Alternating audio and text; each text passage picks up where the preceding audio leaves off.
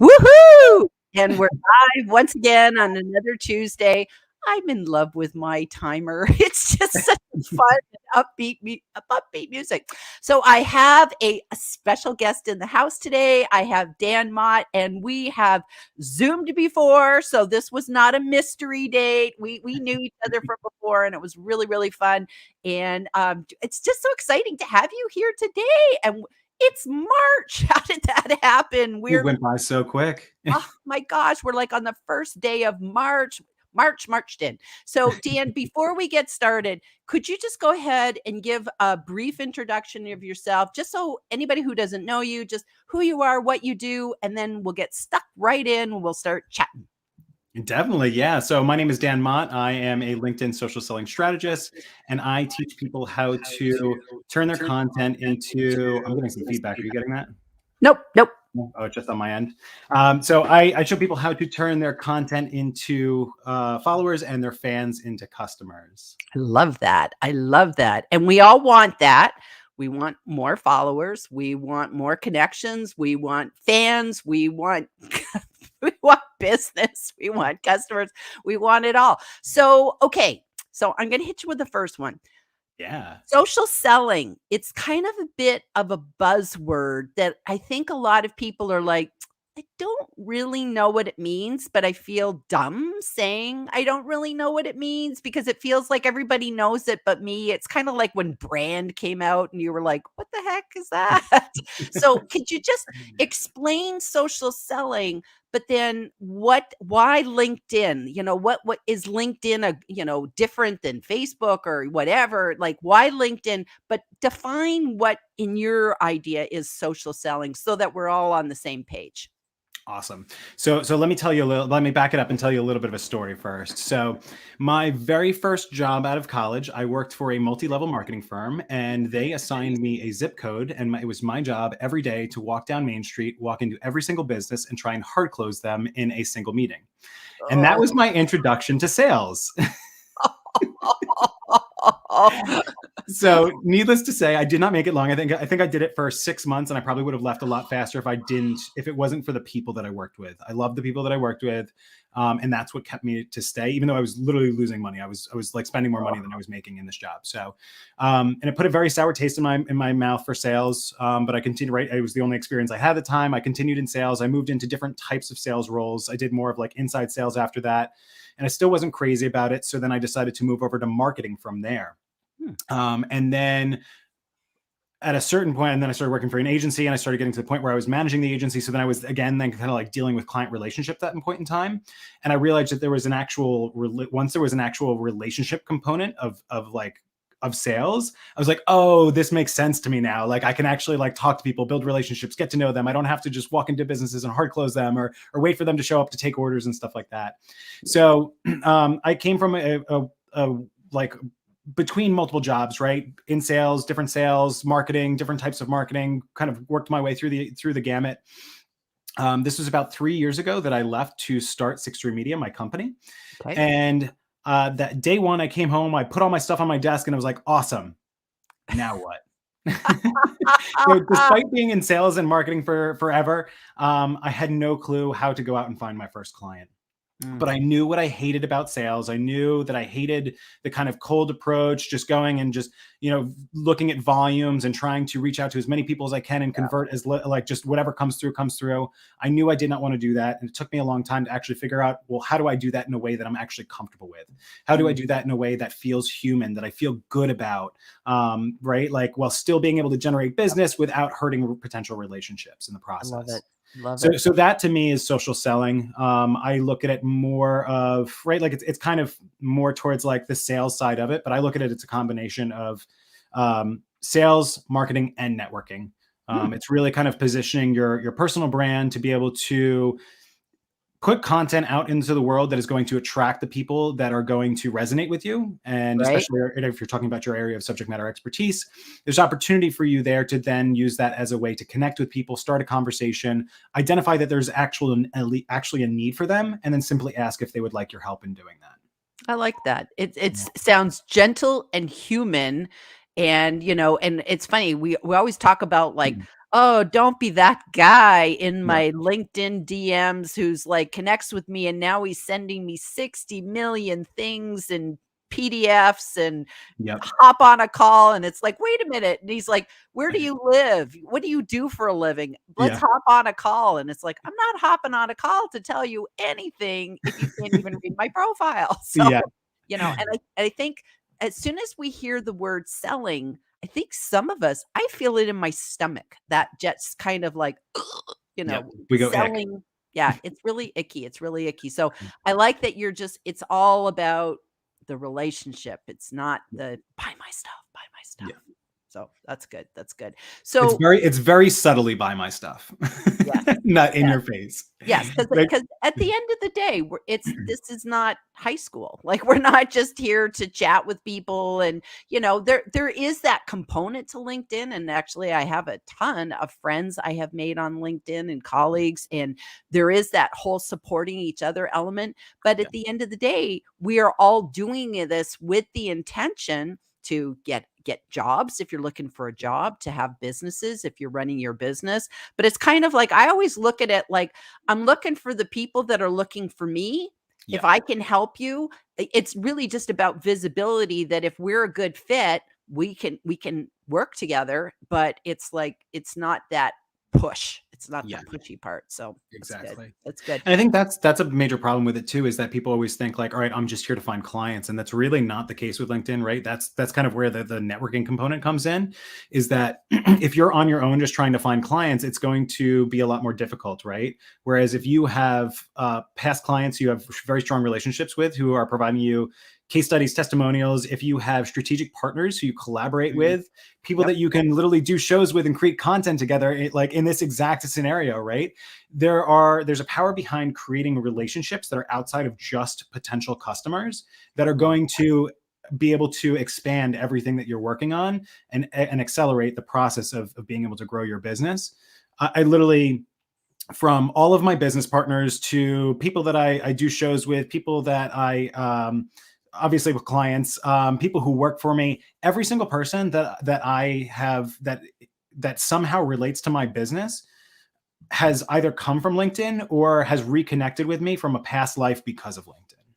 Wow, that's powerful. Yeah. That's powerful. I love that. And I think that, one of the things that I really like about LinkedIn is it's almost like I'm of the generation of a Rolodex. We used to have Rolodexes at work, before anybody had computers and stuff. But it's like I have this Rolodex that it's like, I love it when somebody says, who do you know that's a copywriter? And it's not me. I'm not a Exactly. copywriter. And yet I can say, oh, this person, that person, this person, or who do you know that works specifically with doctors to do such and such? Who do you know that does this?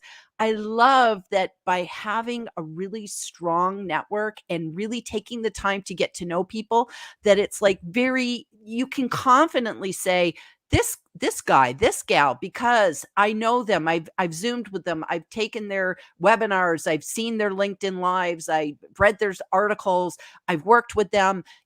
All these experiences go together to Yeah. kind of like, because we can't do it all. We can't Yep. do it all. So we do need to have a network so that we can kind of, push people and help people along too. So I Yeah. like that. It's not just about clients. It's Yeah. about kind of creating a whole tapestry of people that we can relate to. So that's good. Exactly.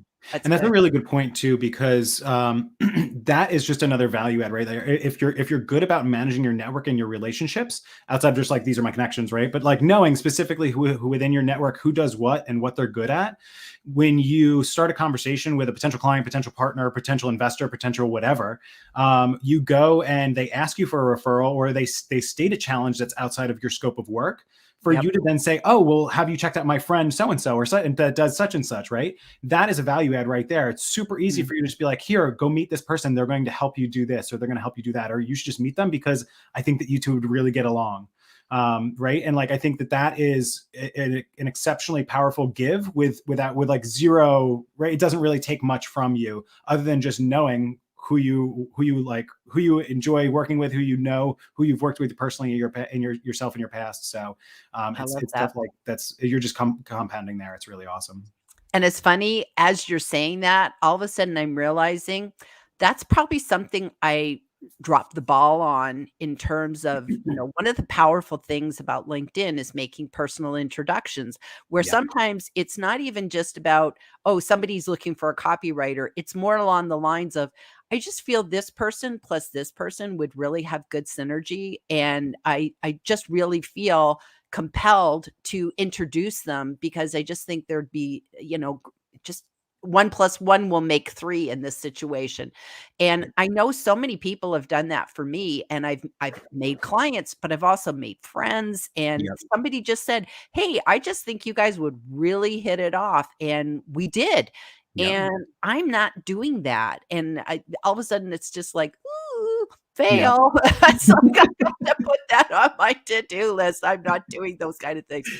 So what are some things with well, you know what? Let's just go check out the comments before we jump into our Yeah, let's do it. next topic. Okay. So we have Jeff Young in the house. He was here last week. He is the LinkedIn guru. I'm not sure if you guys are connected at all, Dan, but oh my gosh, he is one of those talk about networkers, and he is out there just helping everybody else. So Jillian, you and Dan Mott had me at personal relationships are the lifeblood of any business. If I tweeted, that Yep. would be tweetable from Dan's profile. You Can't could wait take a to learn snapshot of more. it and then turn it into a LinkedIn post. Absolutely. That's a great one. That's a great one. Morning from New Zealand to you, Jillian and Dan and all. That's awesome. When we get people waking up and joining us from New Zealand, it's like 7 o'clock in the morning there or something. Yep. And it's tomorrow. And it's tomorrow, which like just hurts my brain to Mark, you're think. coming from the future, man. Yes, it's like we have to go back to Mark and say, "What's a good stock tip today?" It's Yeah. like, give us that edge. Give us that edge. Lori, hi, Jillian and Dan. It's awesome. Awesome. Lori, thank you for joining us.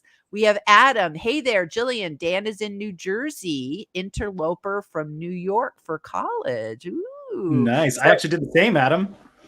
I grew up in cool. New York. I went to school in New Jersey, and then I moved here because I met my wife freshman year. Awesome. So is that an interloper? Somebody who grows up one state and jumps to the other? Yeah. What's an interlope? That's a Yep. so Yeah. see, I just like I'm learning everything. I'm learning everything. Colleagues, collaborators, clients, cool people who are friends. I love it when you can trust your tribe. And that's Yep. true. Like one thing that we've found, Dan, is often, as LinkedIn is throwing new features at us. And this is why you want to have a tribe where you can say, "Hey, do you have a bell? I don't have a bell. What's the bell? What's the cover story? Why is it purple? I see orange."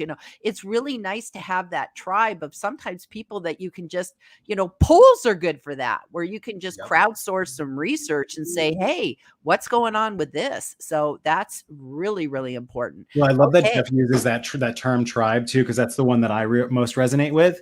I actually keep one of the things I teach is to have a tribe tracker because I don't trust Ooh. LinkedIn to help me manage my network as efficiently as I possibly can. So when the bell feature came out, I was actually not a fan of it because I bad experiences from YouTube where I'm just not a fan of it there. But also, I have a very detailed tracker of all of the people, right? Like same thing, like who are my clients, who are my partners, who are my friends, who are experts in X, Y, and Z. I track all of that stuff, and I have quick links that go straight to their posts. So Smart. then that way I can just go through and say like, all right, who haven't I chatted with in a while? Who do I want to like throw some love to? Who do I want to go support? Or I have a question about this certain topic. Who are my Mm. experts in my network that I want to go reach out to and ask questions about this? So I love doing that. It's just like I just use Google Sheets for it because I can just drag and drop based on some filters and find the people that I need to speak to right now. Love And it. actually have a process that helps me curate my my feed for the future. So I have like literally I'm at the point where I used to go through where I would just like scroll feed and I'm like, there's nothing here, there's nothing that I like, or this is stuff that I don't like.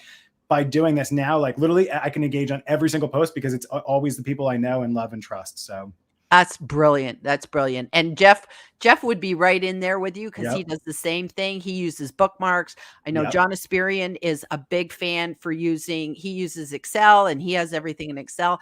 And these are just incredible hacks. But I too like the idea of tribe because it's just like it's fun. It's yeah, it's It's just nice. It's just nice. Okay, DB, I make introductions every week. Woohoo! That's That's great. awesome. It builds trust and improves the collaboration among members of my network. That is so true. That is so true. So good for you. I'm gonna take a page from you and start learning how to do that better. So good job. Love the idea of introductions. So Dan, help us out here. So introductions. If you were coaching me, what would you tell me is a tip of like if I'm going to introduce two people, is there any kind of like format I should follow? What would you suggest? I think you kind of have to go with your gut, and it really depends on the two individuals that you're introducing. And that's why I think it's important for you to first get to know both of those people. Okay. I belong to like a lot of like small networking groups and stuff like this, where like I'll first meet someone and they'll immediately introduce me to someone, and they might know that person better than they know me. But personally, I prefer to get to know those two people a little bit better. Like I'm going to Like, personally record, or at least, right. Like, especially if they're on my tracker, I know specifically what they do. I've had some back and forth. I've shared personal experiences with them, right? It's more than just kind of the business talk. I've like maybe talked to them about my daughter or my home life or something like that, that I don't necessarily talk as much about in public. okay. I feel a lot more comfortable than being able to make those introductions, because I find that, and it all depends, right? I do two separate things. So I have two different companies. So my time is very limited. So I'm not personally a fan of open networking. I'm Okay. very much of, if I'm going to book a call with someone, I want to have a very specific agenda on that call, whether that be, like potentially they want to do business with me, or they see an opportunity for us to collaborate, or right, whatever it might be. I'd like to kind of set that goal for the call up front. Got So it. when I'm making introductions, I kind of like to take that same mentality, because I know that that's what I would prefer. So I want to make sure that if I'm going to introduce two people, I know them very well. I know exactly how they can help each other out, because rather than just say like, hey, like Jillian, you should meet Steve, right? I'm going to suggest, hey, you two should meet because of these specific reasons. Jillian, you're really great at this. Steve is really great at this. And here's why I think that you two would work together really well. Awesome. Awesome. So at what point do you step out of the conversation if you're doing this introduction in a DM? Almost immediately. Okay.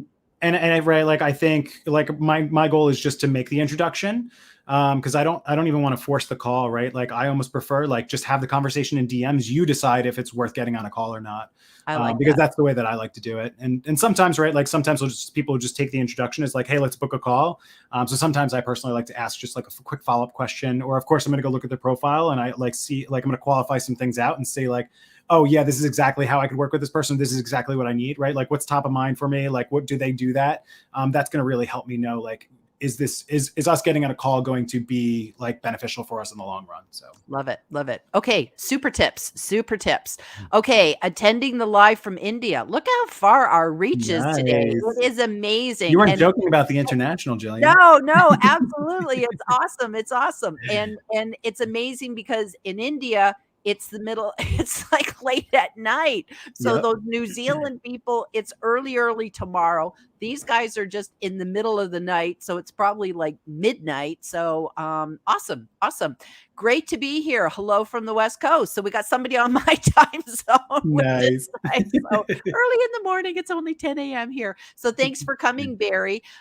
New career break feature launched today. The gifts that keep on coming, or do they? It's just, that's kind of like a little bit like LinkedIn. Hey, hold your horses. I keep telling everybody, hold your horses. LinkedIn, they're doing so many features like the LinkedIn cover profile. I'm about to do a whole newsletter issue about that, but it's Yeah. just like one of those where epic fail. That was epic fail. So I think this is good. I saw something from Kevin D. Turner. He did a whole feature on this morning. I haven't had a chance to read it, but I think these things, the more we can, what do you think, Dan? I don't know if you know about this feature, but I'm thinking the more that we can have things that our profile is everything. It's like Yeah. our mini website. So I think the more that we can have profiles that explain who we are, what we do, what's our history. I loved your profile. I just have to say, Thank you. I told you that when we first Zoomed, it was just like Yeah. Harry Potter and everything. Like, it's like, and that's the thing. I Zoomed with you in 2021. Yep. So then, so I think it was like November, December. It was just before the Yep. holidays. Yeah. And Dan, I still remember you're a Harry Potter fan. Yep. So that's obviously something. I call it the Seth Godin purple cow thing. It's Yep. remarkable That book is because right up there, by the way. oh, I love that book. I love that book. And it's one of those things where I don't know if I'm doing that. I have to go check out my own profile because is there things that people would read it and say, "Oh, 3 months later they remembered." People remember easy peasy. So that I've kind of got that term now. So Yeah. that's my thing. But I remember you're a Harry Potter. So I Yeah. think this career break thing, I think it's all good. I think it's all Yeah. good. Google Sheet fan here as well. I Nice. have sheets of creators and friends that I really like, saves time too. That it makes so much It sense. does. Awesome, awesome, awesome. Tribe Tracker. I knew Yep. he'd love it. I knew he'd love it. I love it, Dan. It is the crux of follow-up, which is the huge key to networking. Yeah, because we Yeah. don't just you wouldn't do that in person, right? Where you just Yeah. kind of like collect a card and go, or throw your card, pitch your card Right. at people and go. We Well, need to be the same. that's like with the connection requests, right? So I try and start it. I start even like when I get blank connection requests, I try and start a conversation with every single connection that comes in, because otherwise to me, it's like I'm just collecting followers or collecting connections for the sake of doing so, just so I can tout the number that's on my profile. Yeah. Right. Like it's always the depth of the relationships, not the width of your network. I think that having the stronger and deeper relationships you have, even if only a handful, are significantly better for you than having hundreds of thousands of connections that are just surface level. So I agree. I agree. Are you pretty balanced with like do you have more followers than connections, or like do you have like only, oh, I only have 1,000 connections but I have 8,000 followers? Like what's sort of your balance for yourself personally? it's pretty close. I want to say I have like 1,000 or more followers than I do connections. Okay. When I was, so I'll be honest, right? When I was starting out, I was not as good at the whole social selling thing as I am now. So I used to use automation. I used to like spam connect people. And I think I did it in a very like authentic way, because I literally only sent one message and it was just to start a conversation. Then I would manually take over from there. But since then, I've obviously removed that from my process. And then also making the switch to creator mode, putting follow first then helps you. Like, I think when I made that switch, I had more connections than I had followers. And then when I made that switch, then obviously the followers pretty quickly surpassed that number. And then I've been going up since then. Awesome, awesome, awesome. So we have Bridget Denise here from Houston. Yay. We have DB again. Usually once the intro is made, the professionals link up via profile invite. So I guess that means that they'll have, do you have, that's off. Okay. Here's an interesting question kind of going from this. Sometimes people approach me on InMail, especially now that these audio events Yeah. are happening. And it's like they'll send me an InMail. Now I'm open to InMail, and I never know how long to keep that conversation in the InMail, and like the dance of, well, should I send the connect or should Yeah. they? And how long to get, that's an awkward dance. Do you have any tips on that? To be honest, I ignore most of my end mails, because a lot of them are just the pitch slaps, right? They're just like coming in and saying like, hey, we belong to this group, or we have this many connections in common. It's right. Like maybe I'm biased because I see it and I teach it all the time, but like I can read that stuff from a mile away. So unless it's very good, there's a chance that, like, the likelihood of me responding is pretty low. And then from there, like if it's a good message, I'll probably just send the connection request right away. If not, Right. I'll probably ignore it. That's probably what happens most of the time. Right, right. And I guess one of the things that I worry about is people don't realize they're not connecting, because it's like I think Yeah, they they're just sending sometimes, you a message. yeah, they send me, especially when I do like a presentation or something, and I'll tell people connect with me afterwards. And of course, because I'm on creator mode, I'm follow first. And I'm wondering if it's possible that some kind of newbies don't know that you go to the more, Very true, and yeah. then you click connect, and maybe we And then are it asks, do missing you the really want to? They prefer for you to follow. Like they put a lot of steps in between there. Yeah, yeah, so it's really tough. Do you do any of that, like, you've gotta give me your email before you can connect with me, or, like, some people have that setting. I've actually I don't even know how to do it, to be honest with you, No, but it's I don't like have if it turned somebody on. yeah, that Yeah. just I guess everybody I guess you just get to a point where maybe you just have so many connections, you've got to put up, your roadblocks and stuff, so Yeah. I guess Too, people can be picky about, and I think it's becoming less and less of a norm, but people can be picky about their network, wanting to protect it and make sure that there's only people in there that they truly know, which I get that, right? I think that makes sense. That goes back to the point of like having a deeper than a wider network. But Yep. at the same time, if you're not connected with someone, it's harder to get to know them. Yeah. So that's why I'm a fan of just connecting, and then we can get to know each other. And hopefully I'm going to be able to move you up from just like the skirt, the side of my network where yes, you're a connection, but we've never really spoken past the point of, sending a connection request again, which is why I try and start a conversation with everyone. If we have a good conversation, I'm going to go to their profile. I'm going to check out their content. I'm just going to actually go like spam, like, and engage their content, because then it increases the likelihood that it's going to show up in my feed. So then that way I can continue the conversation with them, as Hmm. opposed to connecting, having a great conversation, and then them getting lost forever, which is unfortunate. So Yeah. again, Oh, why I don't trust the algorithm, I go create my own tracker to keep track of the people that I want to stay connected with. So I love it. I love it. That's a good one. So, do you just kind of add people every like what's your process? Do you add people every day to your tracker, once a week? Like just like how do you kind of monitor that once you've designed it? I feel like as of lately, it's slowed down because I've got quite a few people on there at this point in time. And then even within that tracker, I've tried to kind of like make tiers Mm, of like who I really should like, who should I really be kind of like focused on. So, and this process is always evolving. of course. I find that like I might leave it alone for a couple weeks, and then I'll come in and then just like spam add people. Be like, oh yeah, I would like, because then I've had a chance to actually build some relationships up, and I'd like, and then I see them in my feed, and I'm like, oh, are they on my tracker? Yes or no? Go add them. And then I'm like, oh, maybe I should be adding more people. And then I kind of scroll through feed and I see a few more people. So then I'll add them. So it's kind of like a give and take, right? I go through periods where it kind of sits there and I'm only using it and just engaging with people, whereas opposed to like other periods of time where I'm actually adding people into it. Cool, cool. Ah, watching live from Israel. Woohoo! That's where I used to live. I used to live in Haifa. So awesome. Talk about tribe. I got my Israelis in the house. So Yeah, that's right. that's amazing. Hey, Rachel, that's amazing. DB says, I provide the rationale within the intro so that the connection is a natural next step. That's great. That's Yeah. great. It I'm gonna, makes it so much easier for people to connect with you.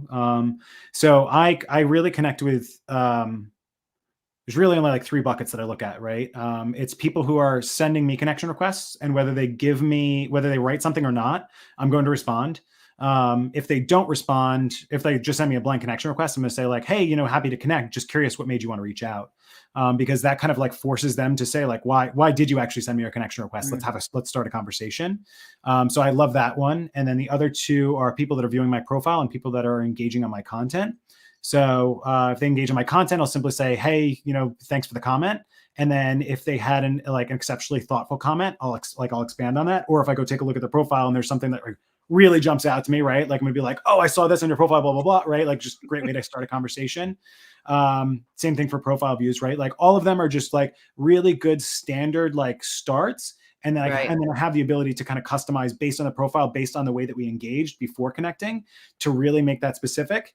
And I think like my connection rate is like, I don't know, like 99 point something percent. Like I just cleared out my unaccepted connection requests yesterday, and there was like only a handful over the past 6 months, and I send Oh, a lot of wow. connection requests. So That's great. yeah, having a custom message is significantly going to increase the likelihood of them connecting with you.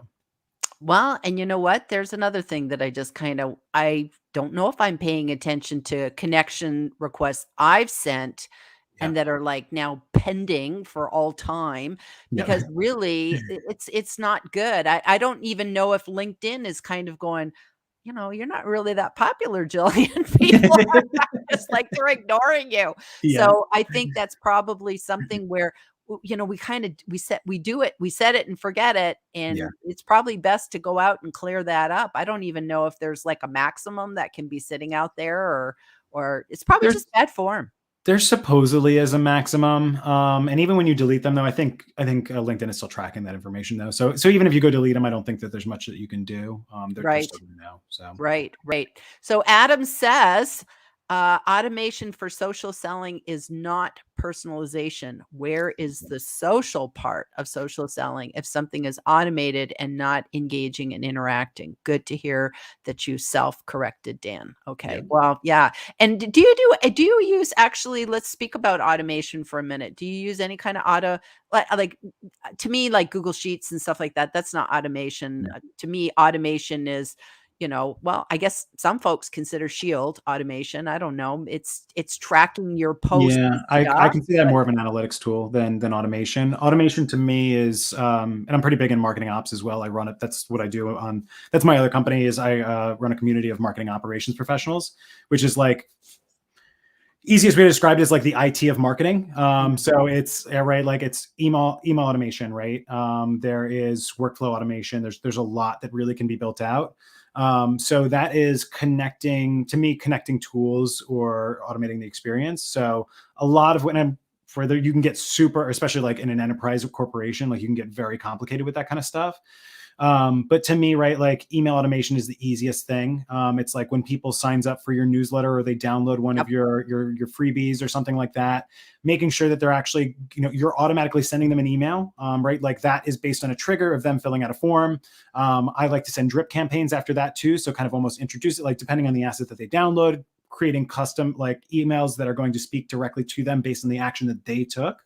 yep. And then from there, moving people into like my weekly newsletter. That's not automated, but really like that gets scheduled. So that's like soft automation. Yeah. But then even to like connecting your right, like in just the functionality of that, connecting your website to your marketing automation tool, connecting it to like my Calendly link, right? Like all those Yep. things are automated and connected through Zapier or just like API connections. So um, it's And very subtle nowadays on the you back need it. end, but Yeah, it's yeah, and it simplifies my workflow, right? Like I no longer have to look at calendars, right? Like I literally just send links. All that stuff just makes my life significantly easier and creates a more tailored experience based on the people, the specific interactions that people choose to take when engaging with my content. So awesome. Great answer. Great answer. So we've hit our 30-minute mark. It goes by so fast. it does go So fast. I'd love if you could, first of all, I know you've just recently launched a course, and I think Yeah, I'm so excited for you. So maybe you could just tell people a little bit about it and maybe about the next step. If anybody wants to learn more about you, of course they can follow you and go to your profile and all that sort of stuff. But maybe just give us a little closing thought and yeah. sort of what you can do for people who will want to take a deeper dive on this. Definitely. So we actually didn't even get to talk about the 5 pillars of LinkedIn social selling. So Sorry. we actually did though. There's a lot of components that were in there. So for really quick, right, the 5 pillars. This is everything that I've learned over the past 3 years, going from when I told you my story of me like leaving my corporate job, coming from sales and marketing experience, coming into LinkedIn and trying to figure out what the hell I was doing and how I was going to find clients and how I was going to support my family. Going in and trying to learn what social selling actually meant to me and how I would feel comfortable reaching out to people without feeling like spammy or icky or any of that stuff. So it really boils down to the 5 pillars for me are going to be audience, because everything starts there. You can't do any, like literally the other 4 pillars fall apart without this one. So audience is the first one, knowing exactly who your ideal client is, what your industry is about, and who you want to connect with and why. The next is going to be your profile. Again, like we talked about this, right? This is where people come back to see what you're all about. So these two are very closely aligned. So making sure that you know your audience, so that way you can build your profile to attract them. Then creating content that is going to speak directly to your audience and attract them back to your profile. Engaging with people, because that is just as, if not more important than creating content itself. You can write a million posts and they can be amazing, but if you don't go out and you build these relationships, no one's ever going to see it. Right. And then the last, which most people do stop here, is prospecting, right? So taking a look at all of that data and trying to figure out who's engaging with my post, who is actually a potential client of mine, who's a potential partner of mine, and how do I move them from just a, either a third degree, second degree connection to a connection, to a friend, to a fan, to a follower, to actually moving them into doing business with you. So those are the Awesome. 5 pillars of social selling. My course provides micro lessons that fall under each of those categories, because everyone is in a different phase in their LinkedIn journey right now. So knowing where you are today, what your goals are, and how you're tracking towards getting them, so that way you can learn the lessons that you need to be able to, one step at a time, progress towards those goals and be able to achieve them. Awesome. Yeah. Awesome stuff. Awesome stuff. And I just love your approach. I love your style. I love your personality. So I think your course is gotta be awesome. Awesome Yeah. sauce. Awesome Well, sauce. it's all about having fun. So if you can't, because I say this all the time, if you're not having fun, you're not going to be successful. So that's why So it's really true. important to build a strategy, right? Like, I even recommend, like, take the lessons that I teach, but make them your own. Because if you're not Mhm. enjoying the process, if you are not doing things the way that they work for you and your business, then it's not going to work. So I try to give as much of the foundational stuff as possible, but you really do need to experiment, test, learn, grow, and make it your own.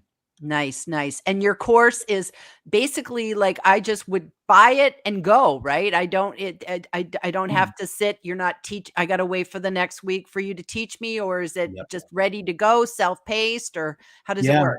100% DIY. So you can go in and you can purchase it at midnight and watch the whole thing if you want.